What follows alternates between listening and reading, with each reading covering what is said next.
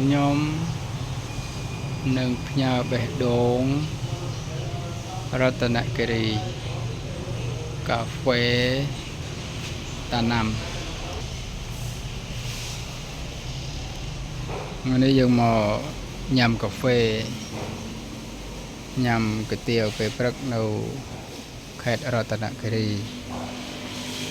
នៅចិត្តផ្សារ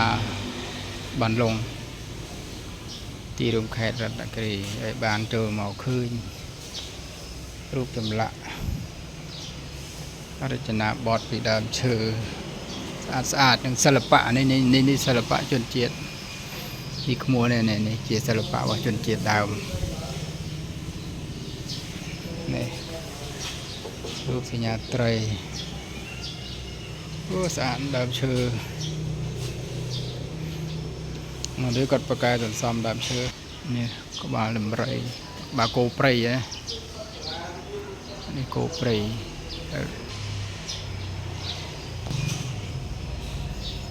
ហាងកាហ្វេតាណាំណាតាណាំគាត់មានចំការកាហ្វេរបស់គាត់សម្រាប់លក់ឲ្យអូស្អាតដែររូបចម្លាក់តាកប៉ោង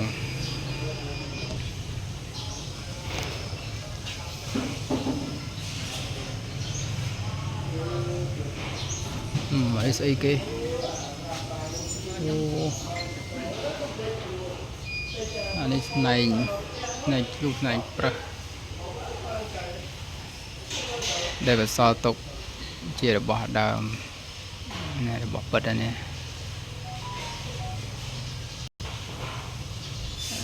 សប្ងៃលេងមានហើយសប្ងៃ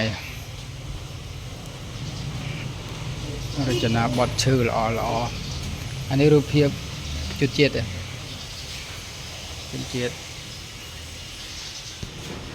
អូស្អាតឃ្លោកអានេះឃ្លោកជនជាតិ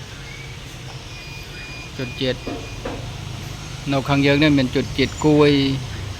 ភ្នងហើយនឹងអីមួយទៀតផ្លេច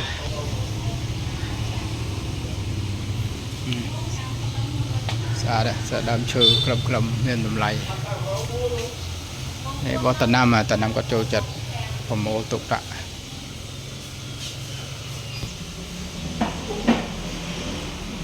សិល្បៈដើមឈើ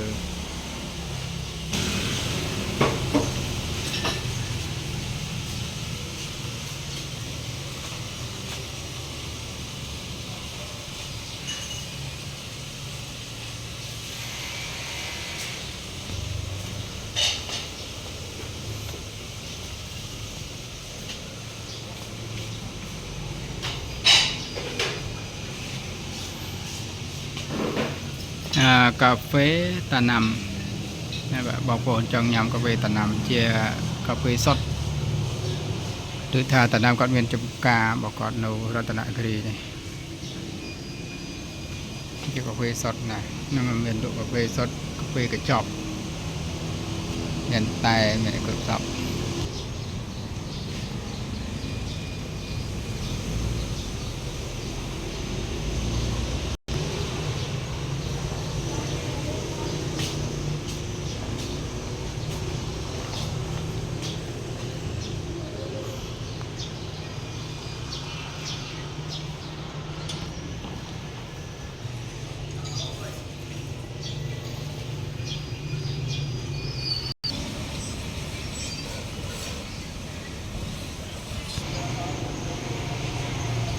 កាហ្វេតាណាំរតនគិរី